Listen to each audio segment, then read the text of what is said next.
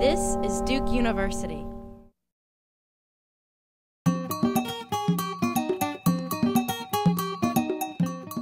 Because there's an entire industry that fabricates these walls and has a very strong US Israeli connection, because the patterns of the walls, if you see, the walls are most uncreative.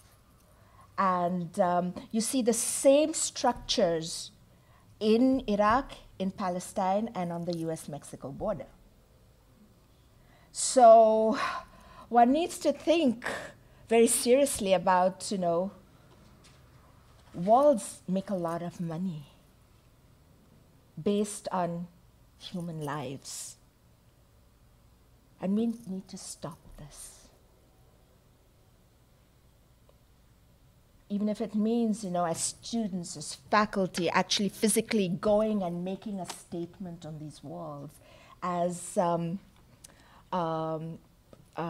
partner, he teaches Chicano literature, and they actually went to the border, and the students drew these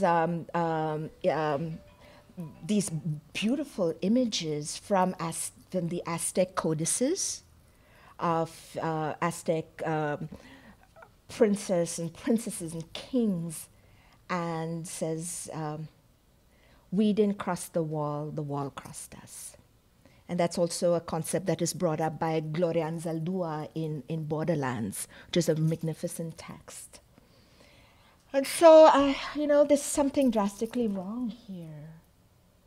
Here I have the liberty of making this presentation in a safe space. But my counterpart in Baghdad does not, and that's wrong. So, what do you make of this? How do we move beyond walls? Because as we were talking last night, everyone's talking about globalization, et cetera, but we're living in an increasingly bordered world. So how do we move beyond borders? Physical borders, linguistic borders, sexual borders, political borders. Why have borders become the defining feature of the so-called modern age? And that's where my profound distress and pain comes from.